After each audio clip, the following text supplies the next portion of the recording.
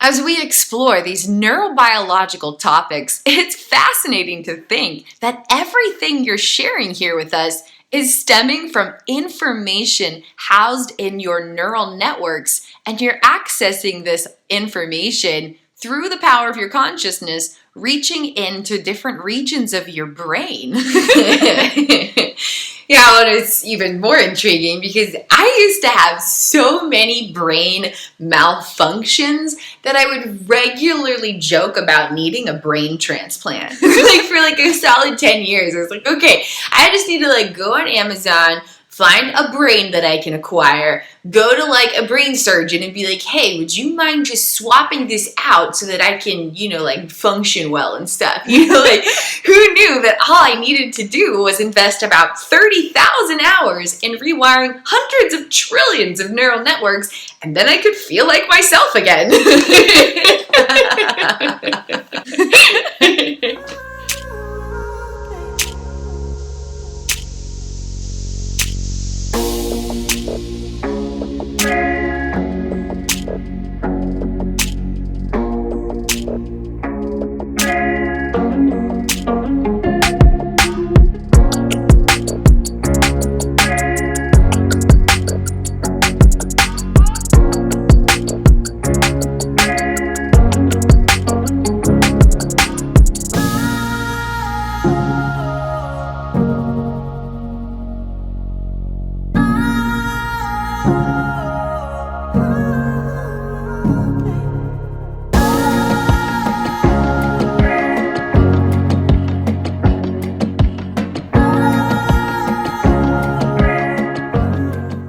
I'm here today with Kristin Windsor, who just completed a 4-year case study after many, many years of implicit health challenges that were ineffectively addressed by medical professionals across multiple states. Thank you so much for taking time to be here, Kristin Windsor. It is an honor to connect with you. Thank you so much for having me. It is such a blessed opportunity, such a divine privilege to be here and get to share my work. So thank you so much for having me and creating this space for me. What did you learn during your case studies, or what were some conclusions that they led to? Yeah, so my research led to several new discoveries, and it was a combination of learning about neuroscience, studying my experiences, and slowly drawing some new connections. And so the conclusions I came to were not things I directly learned from other sources. They were new things that I kind of figured out by piecing together my experience in relation to what I was learning from neuroscience. So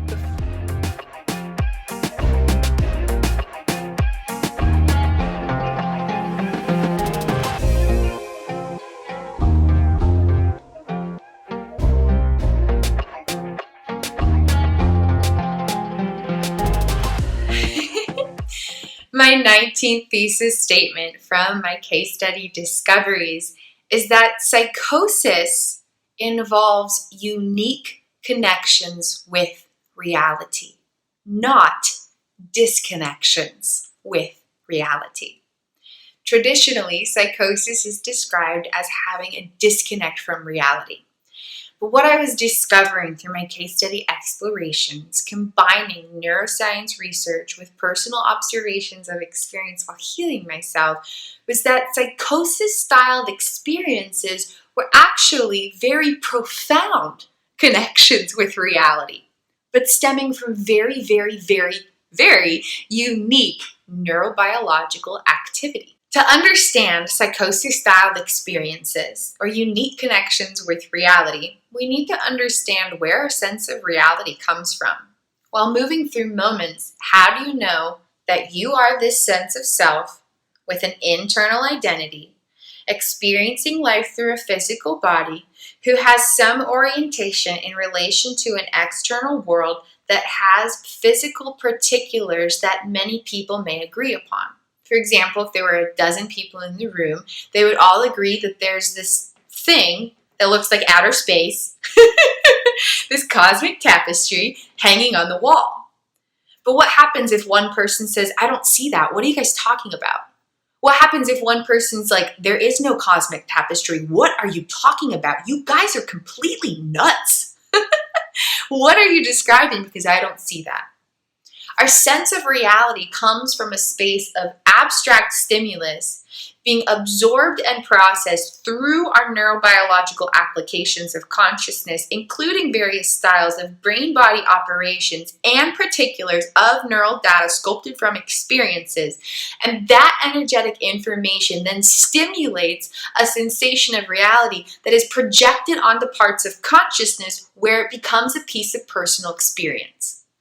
And so reality is completely subjective all the time in all spaces of all of the earth for every human being.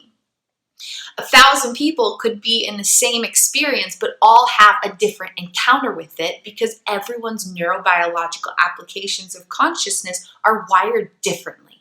Let's explore hallucinations, for example. What happens when you are seeing something that is not actually there? One potential of what may be occurring in these experiences is that a piece of vibrational signal was absorbed by the brain-body system, processed through neurobiological applications of consciousness, activated a piece of disintegrated neural data where an experiential element from past moments of unfulfilled attachment needs was not effectively transmuted and processed and is now disrupting unconscious navigation regarding self and life. And that implicit neural data is projected onto reality. For example, you might see a spider on the wall that's not actually there. What's happening in that moment is you're looking at a wall. The vibrational signal of seeing a wall that looks like this wall does then goes through, and implicit neural data says, okay, I'm going to hunt around for associations connected with this type of signal. And then it notices that there's this data where there's linkage between the abstract conceptualization of a wall and the abstract conceptualization of a spider. And then that information from neural data says, here you go, unconscious body mind. Here's your navigation regarding personal experience. You are seeing a spider. But you're not actually seeing a spider, you're just seeing a wall. But you think you're seeing a spider because that information is being unconsciously projected because of how the unconscious body mind is automatically processing vibrational signals. So there may have been a past moment of unfulfilled attachment needs where you saw a spider on a wall, the body didn't feel safe, the experiential element came in, got processed in a disrupted way, and now when you see a wall that looks like that other wall in any capacity, it ignites that data, and then that information is projected onto reality, and instead of being in a brand new moment of experience where you are objectively seeing a wall, you are then subjectively seeing a spider on a wall because of how implicit neural data is providing navigation unconsciously. This can manifest in a variety of ways. You might think you're smelling something that's not actually there. You might walk outside and think you're smelling smoke. In that moment, for example, a vibrational signal might have come in, activated a piece of data from a past moment where there was a sense of unsafety during a moment of smelling smoke.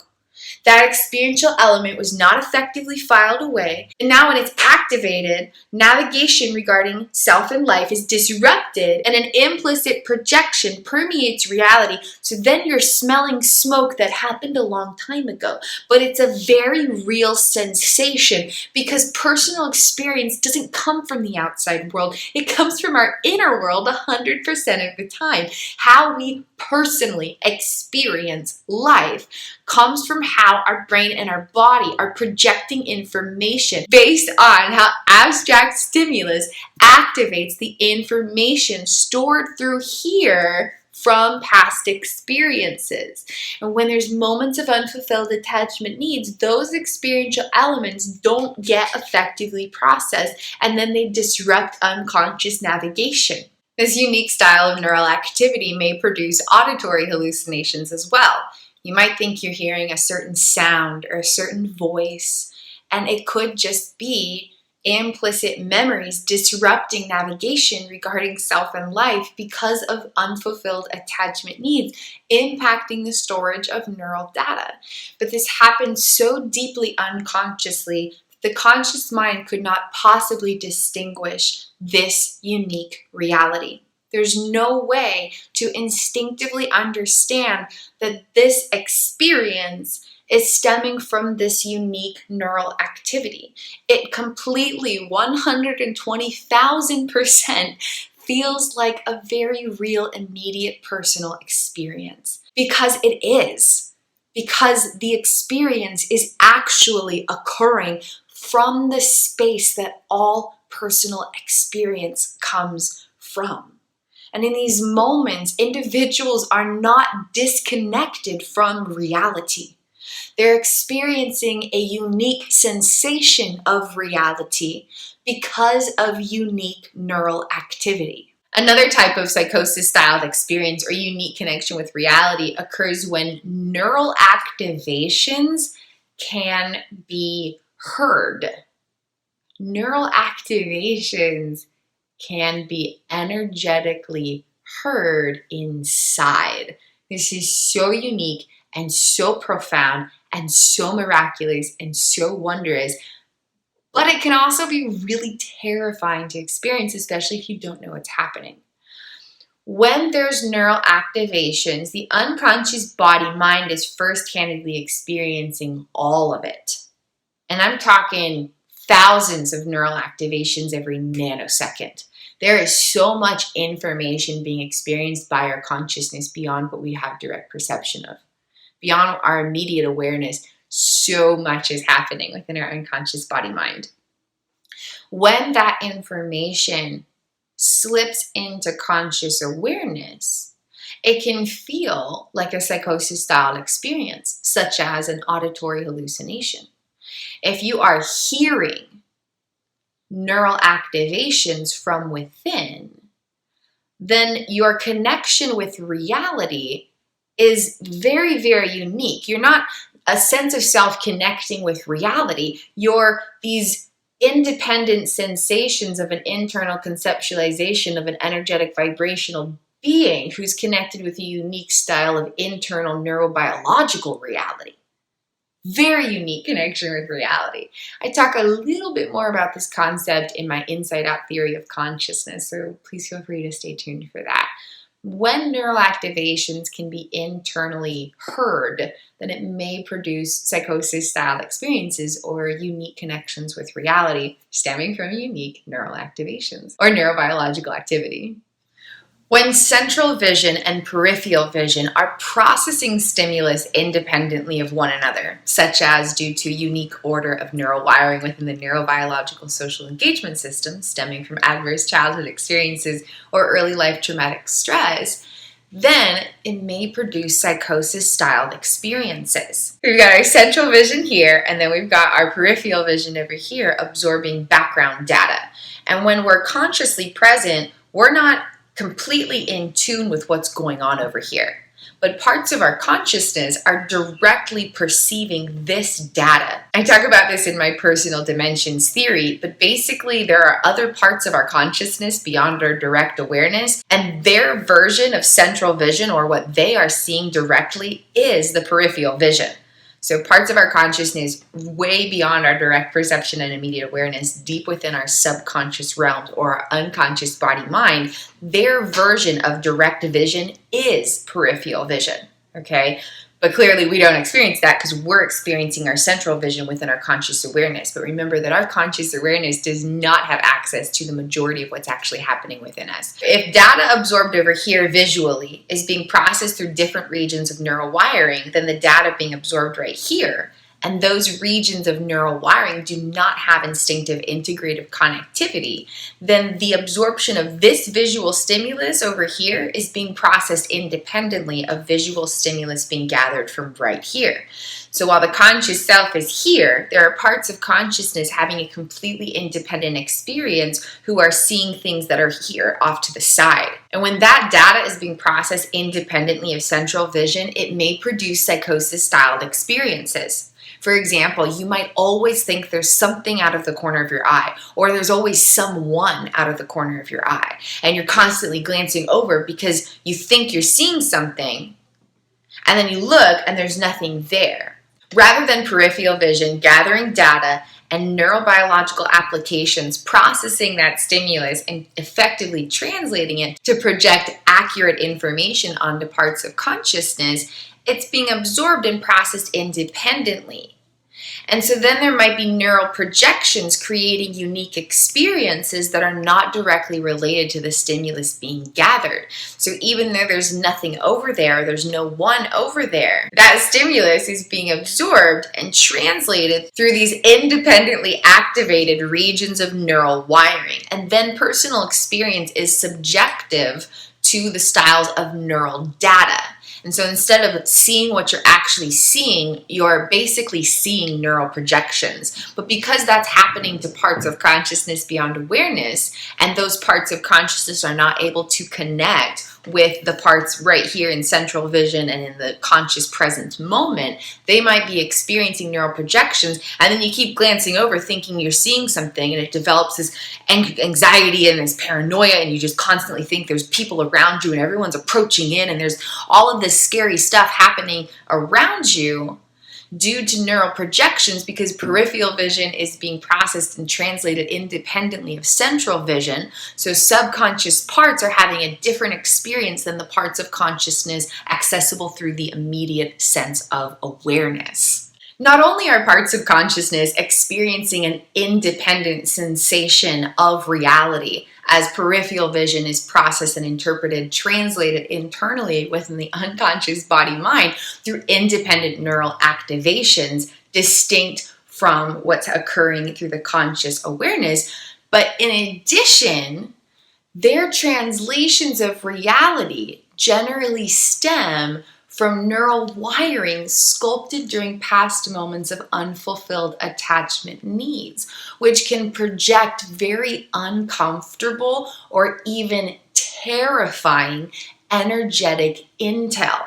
So not only are they in an alternate sensation of reality from what's consciously accessible, not only are they feeling ostracized unconsciously as they're encountering independent neural activations that are translating this part of reality differently from this translation of reality, but in addition, those interpretations unconsciously generally stem from neural wiring that doesn't have fluid communicative connectivity and might carry terrifying sensations within their energetic intel because of being sculpted during past moments of unfulfilled attachment needs. Remember that unconscious navigation within identity and experience directly stems from memories. And memories primarily exist and operate unconsciously, and they're flowing through hundreds of trillions of neural networks. And so any moment during the past where there weren't felt sensations of attachment need fulfillment stimulated experiential elements that didn't get completely processed into integrative memories, and then that information is being used to unconsciously navigate unfolding moments. So in addition to having an independent sensation of reality where they can't quite reach the conscious awareness to have that ability to observe and respond directly, but in addition they're encountering energetic projections from disintegrated neural wiring. The parts of consciousness are not disintegrated, to bring clarification, but the neural projections that they are unconsciously experiencing that are interpreting peripheral vision might have disintegrated intel, where their content and or connectivity doesn't hold high vibrations of loving presence and can produce uncomfortable or even terrifying sensations. This can produce psychosis-styled experiences, but rather than being a disconnection from reality, it's a unique connection with reality stemming from unique neurobiological activity. A similar occurrence may unfold with auditory stimulus, when regions of neural wiring are operating independently of one another, such as because of underlying traumatic stress as one of many examples, then auditory stimulus may be translated independently. This includes the frequency or the decibels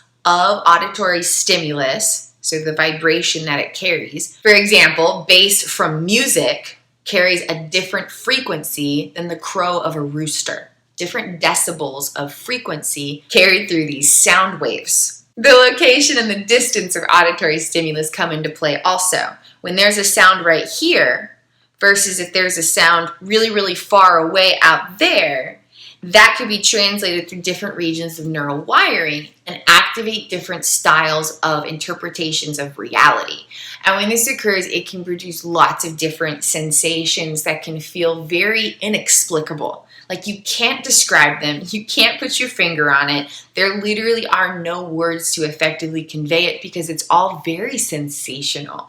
It's not something like, oh, this is what's happening. Like you can't get to that place of explicit articulation because it's a very vibrationally energetic felt sensation of experience, and you can't necessarily connect what the explicit descriptor is to the implicit element of internal experience. It can be really hard to describe these experiences, but when auditory stimulus is translated independently through different regions of neural wiring, it can produce lots of unique sensations that can feel very uncomfortable, painful, terrifying, overwhelming, anxiety-provoking, ostracizing, like you feel like you have difficulties connecting with other people because you're hearing this high-pitched squealing sound that no one else can hear, but it's just because your brain and your body are in tune with different vibrational frequencies because of unique neural activity.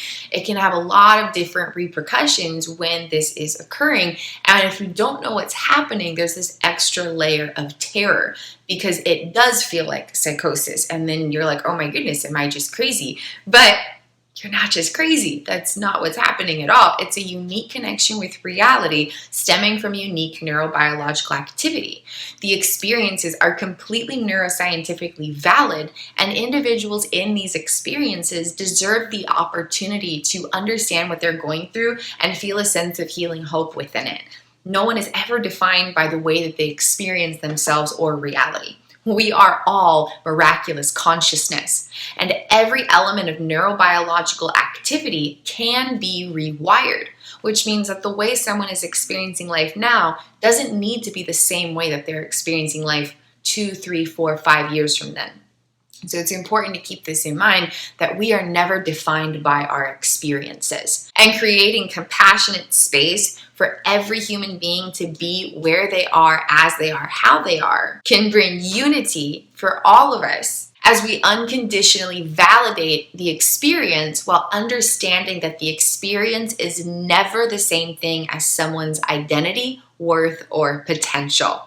How someone is experiencing automated neural projections does not define who they are as divine consciousness. And where someone is today within their healing journey through life does not determine where they'll be down the road. So it's important to keep this in mind, where we create compassionate space for everyone to be exactly where they are as we understand the neuroscientific validity of these unique experiences.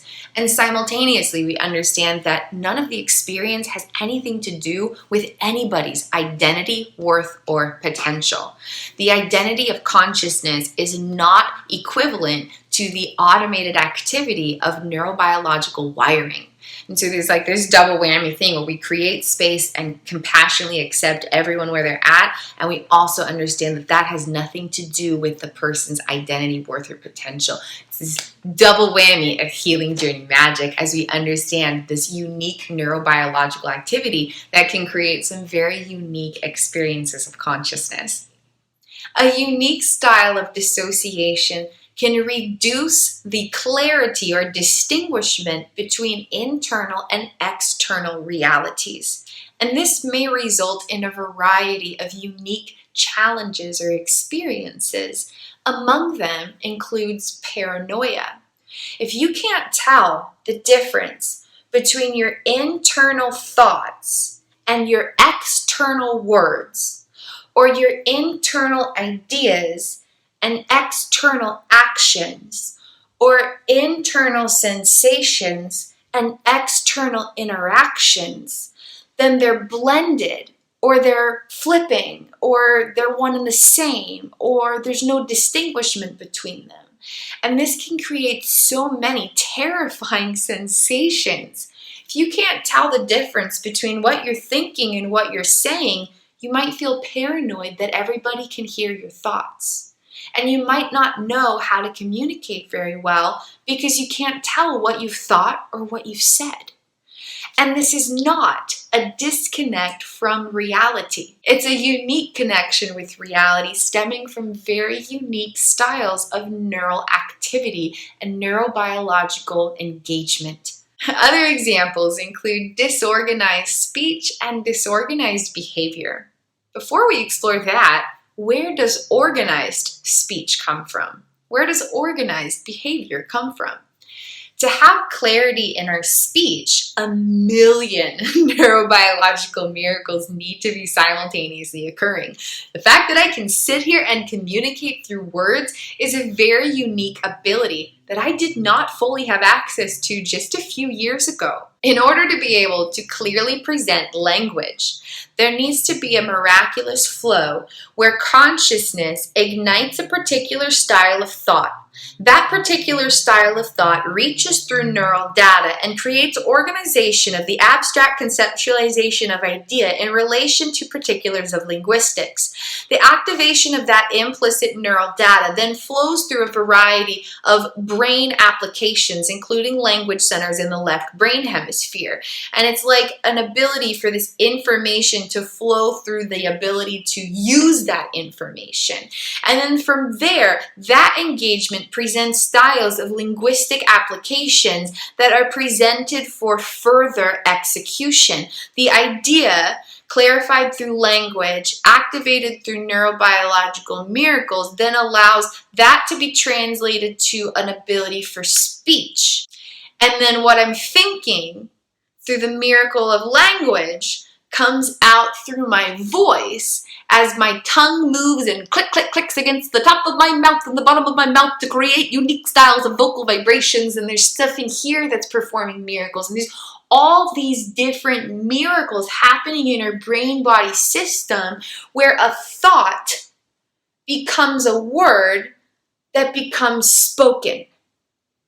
And in order to engage in a fluid conversation, there's even more miracles that are required to instinctively, automatically, unconsciously occur. Then you're receiving and exchanging language. Then vocal vibrations from another human being are being absorbed and then processed, where ears take vibrations, flow them through the brains, the language centers translate these different sounds into words, where the words create an idea that's understood and received by consciousness. Consciousness receives these energetic messages as this abstract vibrational signal was processed and translated into particulars of personal experience. So just having an ability to receive a message from someone requires a whole bunch of miracles. Once this message is received, then there's this whole other miraculous process where a response is generated. Then you're not just generating a thought to generate words, to generate these miracles, to generate speech. That process then has to be linked with this other experience. There has to be continuity between moments, solidification of a sense of self, abilities to receive and respond to linguistics, activity within complex connectivity of neural data. There needs to be so many different miracles just to have a conversation. Then you're creating a conceptualized response and going through all of these particular linguistic processes in relation to this, and it keeps flowing, okay? You keep flowing and you keep flowing and you receive and you respond and all this stuff's going on to have a conversation. What happens when any single one of these neurobiological miracles becomes disrupted because of unique styles of neural activity? Then there may be difficulties with communication that may present itself in a variety of ways. Disorganized speech just being one of them.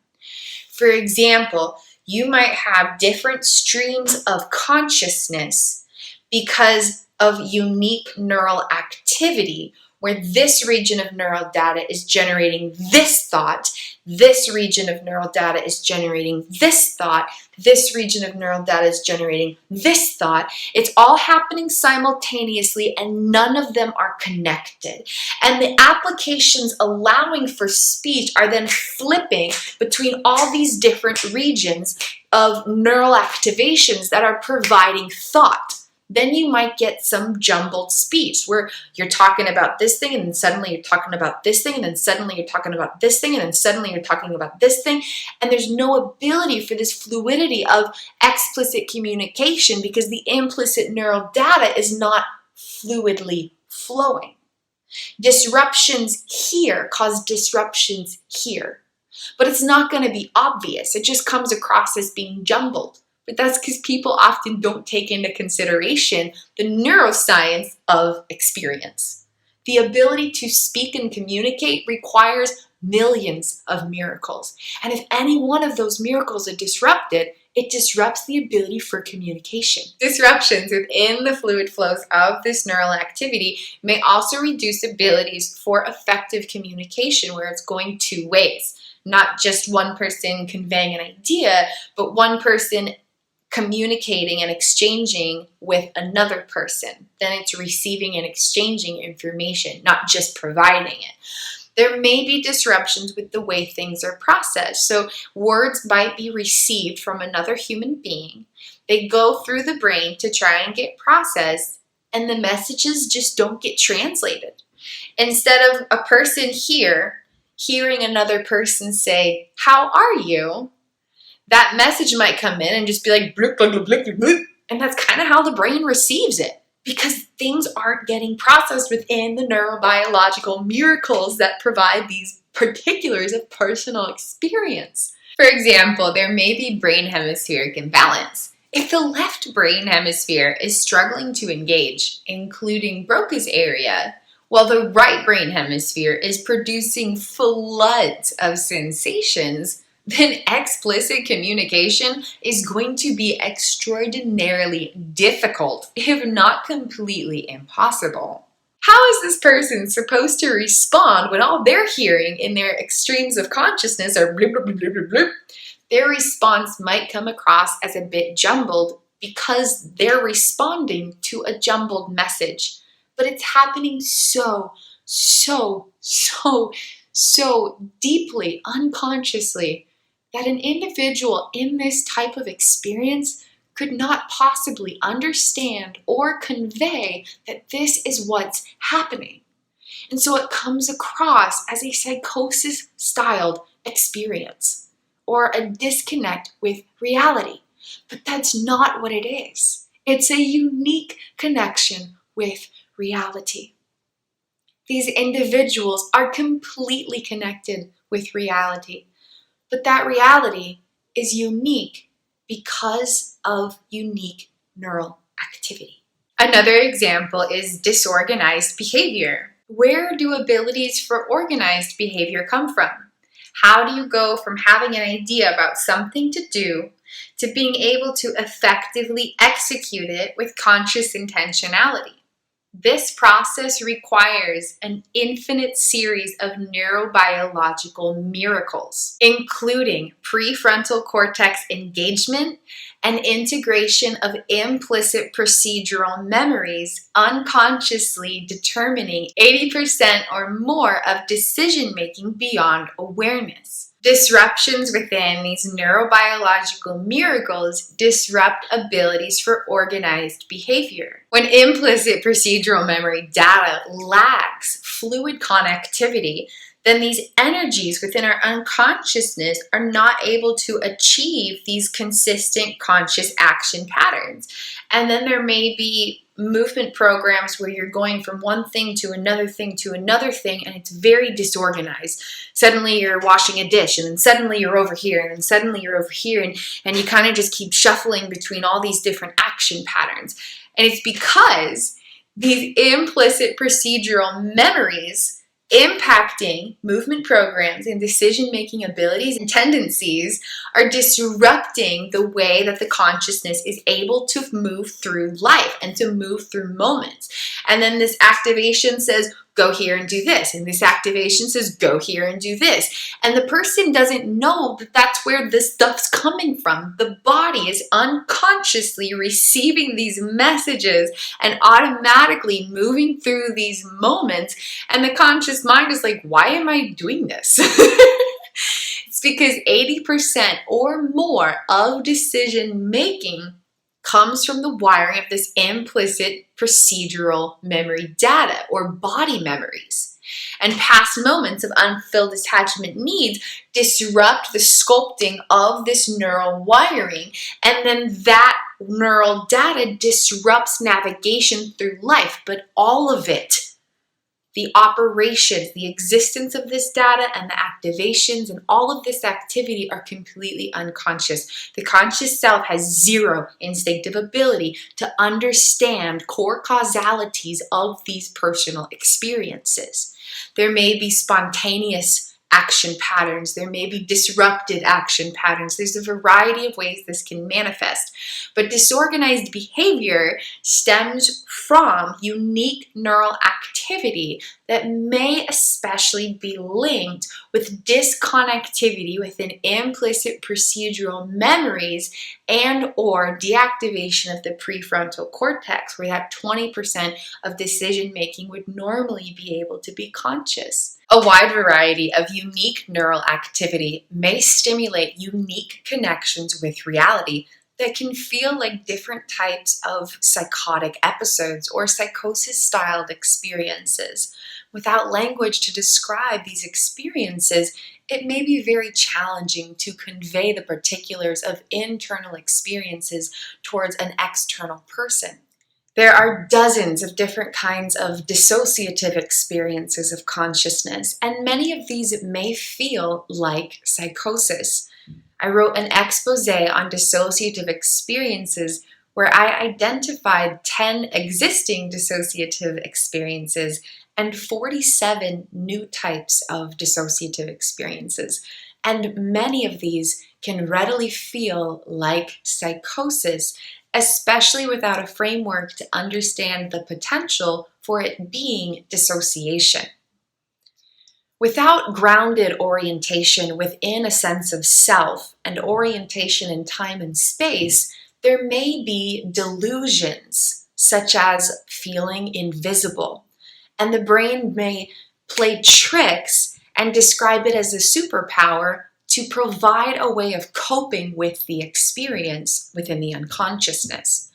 So for example, if the unconscious body-mind cannot distinguish that I am a person and I am standing here in relation to this environment where there are other persons, if that information can't be generated within the unconscious body-mind, then the unconscious self feels like it does not exist, yet there's some kind of experience happening. And so the unconscious body-mind may create an unconscious or automatic coping mechanism, providing information suggesting a superpower of invisibility. Wouldn't it be a lot more fun to feel like, this is amazing, I can be invisible, rather than, oh my God, I have no sense of self and no orientation in time and space, this is terrifying. So there may be psychotic type experiences where the unconsciousness is creatively coping with other forms of health challenges, such as unique styles of dissociation. And this is just one of an infinite potentialities. At the core of it is unique neural activity. And once we can explore that hidden reality, we can have a renewed sense of understanding for psychosis-styled experiences. It's not a disconnection from reality. It's a unique connection with reality, stemming from unique styles of neural activity. Dissociative blackouts may especially feel like psychosis-styled experiences. And this refers to my spectrum of dissociative states of consciousness I've created. At either end of the spectrum, there's a blackout state where things get the most intense, and severe. And in this space of neurobiological activity, any element of life could readily feel like psychosis. When there's unique order within the neurobiological social engagement system, stemming from adverse childhood experiences or early life traumatic stress primarily, then these different roles within the system operate independently of one another. So you got all this different neural activity firing without connectivity. Okay, different neural regions having their own types of activations, creating their own types of unique realities. When there's rapid switching or shifting between these regions of neural data, it may easily create psychosis-styled experiences.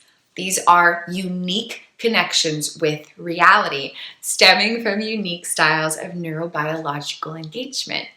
I have a very fun personal example you guys recognize. Once upon a time, I was walking at a park. I saw a group of teenagers. My automated interpretations of reality told me that I was a teenager hanging out at a park and these were my peers. That was my automated interpretation of reality due to dissociative age regression to early stages of neurodevelopment dating back to high school regions. When you're in high school, you're kind of hanging out and you're like, oh, it's another teenager. We can hang out and throw a ball at the park or something. It has a very different energetic vibration than adults. Adults don't necessarily just walk up to each other and they're like, hey, what's up? You want to kick it? That's not something adults really do to each other. But teenagers might do that, right? Teenagers hanging out, they're like, oh, it's someone my age. Hey, what's up? You want to hang out? Right? So there's different types of social engagement because of different types of activity within the neurobiological social engagement system. So there's this run time several years ago where I was experiencing dissociative age regression back to early teenagehood. And so I saw this group of teenagers hanging out at a park, and my neural wiring told me unconsciously through automated interpretations of reality, okay, not consciously, right? Unconscious interpretations of reality are instinctive knowings. They're things that your body knows, okay? So when you see a tree, for example, do you have to look at it and you're like, okay, I'm assessing, there's this thing that looks like a trunk and then there's these things growing out of it. They're kind of like leaves. Based on what I know, I'm going to come to the conclusion that that's a tree.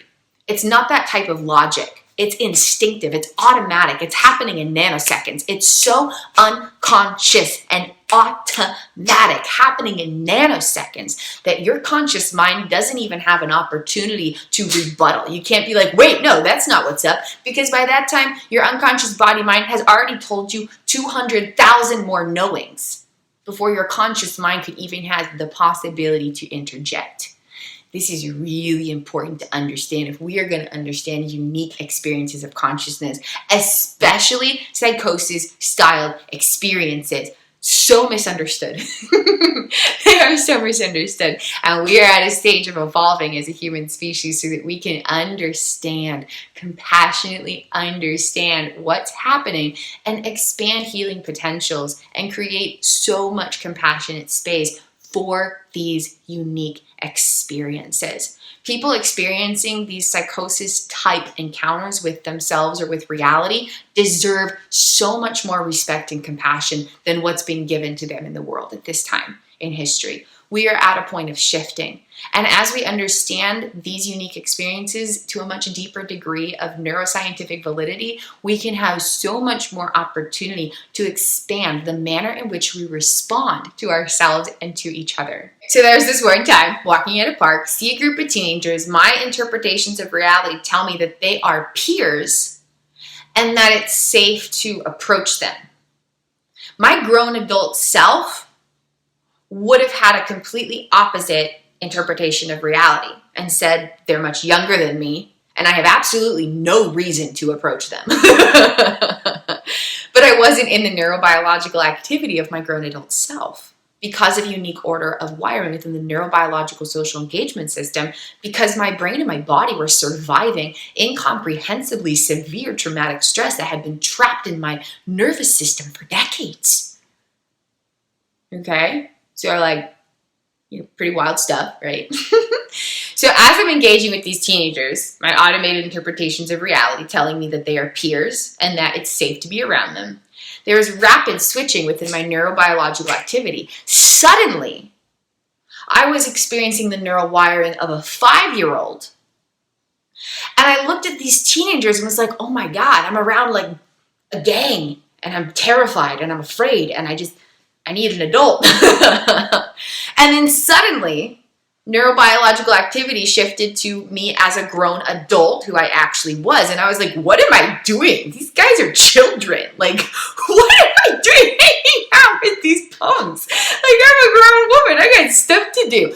But this rapid switching was happening so quickly. I barely had the chance to even observe it, much less respond to it. And so instead of me saying, okay, I am me, and I'm choosing a response to my reality, I was frozen in a state of pure panic because these switches of reality were happening so rapidly and so continuously, and I had no grounded presence in who I was or where I was.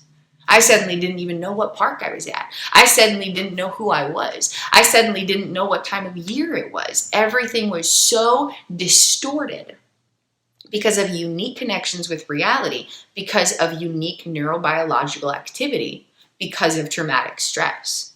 So when the neurobiological social engagement system disrupts processing of vibrational signals and creates unique connections with reality, there may be distortions about who people are and what is safe to do or be or say or approach or avoid.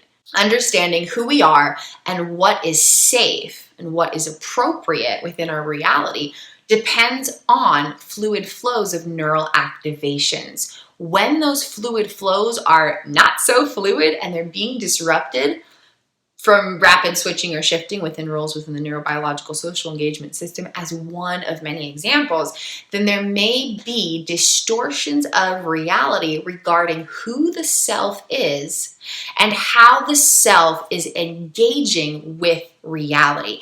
And this may manifest as an infinite myriad. I'm talking thousands of different types of unique connections with reality that can readily feel like psychosis-styled experiences. If the way that you're feeling about who you are and what you're experiencing is changing in every nanosecond, you might feel like you are in a state of pure psychosis. But it's not a disconnection from reality.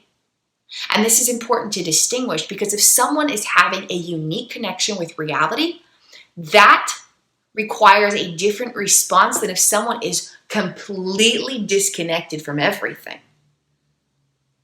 This is not what's happening most or all of the time. Instead, people are very much connected with reality, but it's a unique version of reality because of unique neural activations. And when we can understand what people are going through based on the neuroscience of their experiences, we can have so much compassion for what they're going through and so many more potentials to respond in a way that can produce true healing. Because psychosis-styled experiences are absolutely out of this world, mind-bogglingly terrifying. No one wants to be in them. But you can't just choose not to be in them. You have to rewire the neural data stimulating these experiences. And that takes some time and some work. And so there has to be this space for people to be where they are and go through what they're going through. And once we understand what these people are going through, we can walk with them through every step of the journey with loving presence, unconditional love. And gradually, consciousness can unite to rewire the neural data, stimulating these unique connections with reality so that people can feel more connected with who they really are and have a much more enjoyable experience as they connect with reality. Healing liberation is always possible, but we have to start where we are, with love and presence. And once we understand the neuroscience of these unique experiences, there can be space for everybody, no matter what type of experience they might be within. From that space of loving presence, experience can gradually be transformed from the inside out as consciousness rewires neural data to transmute the styles in which reality is automatically interpreted. Among the many unique styles of connecting with reality, there may be distortions within the processing of stimulus. I first-handedly experienced this over and over and over again for many years. I had no sense of being grounded in the objective present moment because of how severe the dissociation was, as my brain and my body survived indescribably intense traumatic stress. Simultaneously, there were all these different neural activations from data that didn't have connectivity with one another. There's this region of info over here and this region of info over here, and info from when I was 5 years old and info from when I was 20 years old, and all of this info, and none of it had connection with one another. So when there were activations, they produced unique distortions of reality. As one of many examples, sometimes I would look at my younger brother, who is a grown adult, and I would see a different man who sexually assaulted me. And it was because of overcoupling within the neural wiring of my brain and my body. My unconsciousness perceived a male figure standing with a certain style of physical posture and associated it with this other person who was also a male with a similar style of physical posture, and projected that information into my reality. So when my visual eyesight perceived the vibrational signal or the stimulus of that visual processing of seeing my brother, instead of seeing my brother in the moment, my neural data suggested that I was seeing this man who had assaulted me before, and projected that information into my reality, allowing me to see something according to the data that was being activated rather than objectively seeing what was actually existing in the immediate moment. Other times, I would look at my brother, who again is a grown adult, and I would literally, physically, visually, in a very, very real capacity, see my brother when he was about 5 years old. Because neural data from that time period of my life was providing interpretations of reality. And I wasn't able to be a grown woman seeing my grown adult brother. Instead, I was perceiving life through the lens of neural data from many years ago. And that information was interpreting my reality. So when I looked at my brother, I literally saw exactly as he was when he was 5 years old. It's truly extraordinarily miraculous how detailed and accurate this data is. These images of my brother from years and years and years and years and years ago were completely and perfectly preserved in my neural data. I was literally seeing exactly as he was many years ago, over 10 years ago. Unique styles of neural activity may distort the processing of stimulus and produce unique connections with reality that have the potential to present like psychosis-styled experiences. There may be feelings of sensations that are not presently occurring, as another example. There were times when I experienced skin sensations where it felt like my whole body was just covered in nonstop itchiness, like a rash or dozens or hundreds of bug bites. And it took me a while to piece together this unique connection with reality, but what was happening was two things simultaneously. One, because of the dissociation, I did not experience effective communicative connectivity throughout my nervous systems, reducing the ability for my somatic nervous system to effectively convey information to my central nervous system. Basically, my skin couldn't tell my brain what was going on from moment to moment. Secondly, there were neural projections from disintegrated implicit data from many years ago. During middle school, I experienced poison oak for several months. I'd gone hiking and it was lots of fun, and then I came back and there was a rash and it was not so much fun. And I had some kind of unique allergic reaction, and none of the traditional medicines were helping it. And so I ended up having this full body, head to toe poison oak for about 3 months. And that's 24/7 nonstop itchiness in all the different spaces of the body. So it was very uncomfortable, to say the least. And my body, my unconscious body mind, never fully processed that experience. I didn't know that at the time, of course. It was just something that happened, and then it was over eventually and life moved on. But my unconscious body mind never fully processed that information. So the experiential elements from those moments were in neural data that didn't have effective fluid connectivity with other pieces of neural wiring. As this neural data became activated during dissociative experiences, the information was projected onto my experiences of reality. So while I could not feel my skin in the present moment effectively communicating with my brain, I was simultaneously experiencing projections from an experience many, many years ago where my full body was completely covered in a very itchy rash. And the experience was not happening in the present moment, but it sure felt like it was, because reality comes from how our neurobiological applications of consciousness are producing internal sensations in relation to vibrational signals activating internal wiring. There may be a vast variety of ways that psychosis-styled experiences manifest. My theory is that they are not disconnections from reality at all.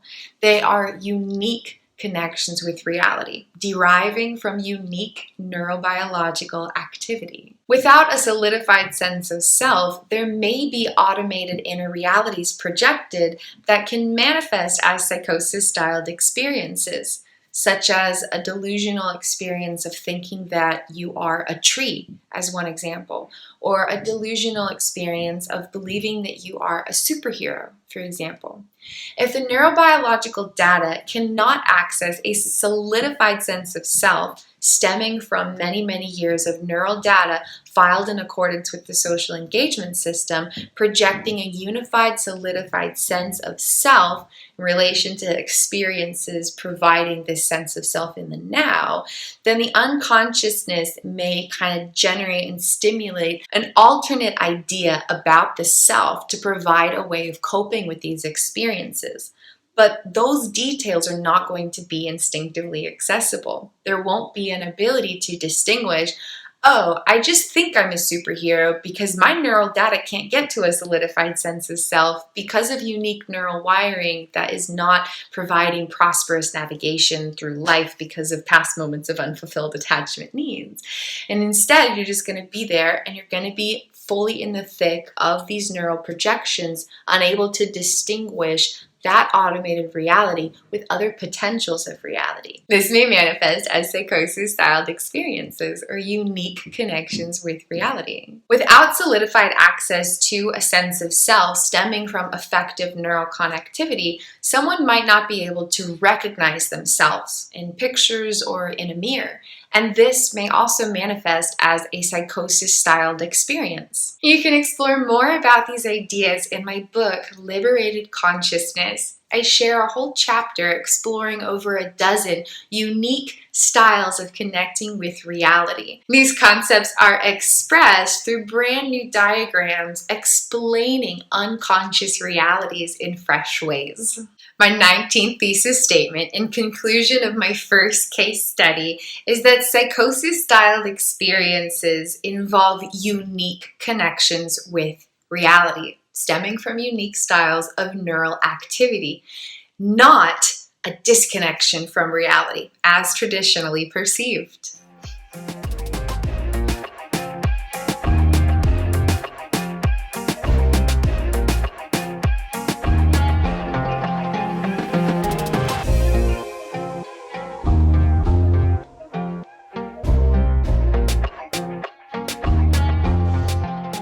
My 20th thesis statement or discovery along my self-healing journey, coupled with this case study exploration, is that rapid eye blinking combined with yawning may indicate new neural connectivity, provoking autonomic relaxation. Throughout my healing journey, including in the process of creating my known documentary series, I persistently experienced moments where my unconscious body was able to make new connections of past data in relation to the present moment. For 3 years, I could not create new explicit conscious memories. And so all of the information from 3 years of experience was stored as raw, abstract, energetic data in my body that did not have effective neural connectivity. During this process of self-healing, I would reach these points where I would suddenly start to rapid blink coupled with yawning. Take your time, baby. I gotcha. And even though I could not consciously get to a knowledge of memory activation, applying what I've learned through my work, I recognized that this was the activation of implicit memory data that was able to make new connections because of things like loving presence.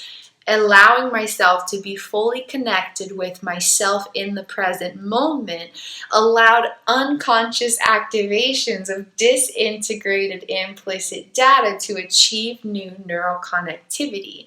As this neural data was able to make these new connections because of the process of moving through with deep presence and deep attunement, this process of new neural growth ignited deeper autonomic relaxation. So the rapid eye blinking, I realized, shows that the unconscious body mind is accessing implicit neural data.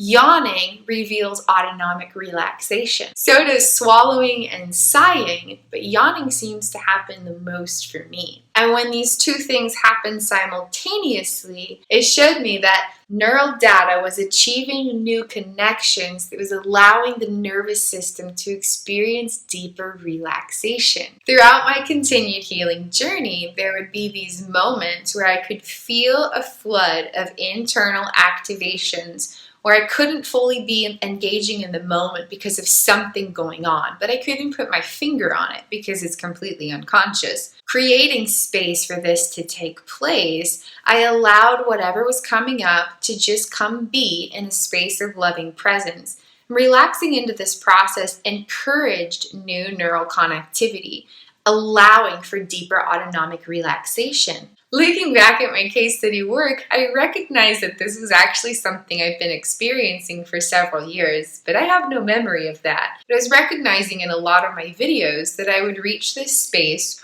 where I was describing what was happening using left brain language to describe sensations in the right brain. And moving through that process encouraged connectivity between my brain hemispheres. And there kept being these really big moments of deep, deep yawns and deep rapid blinking and all kinds of unique stuff going on. So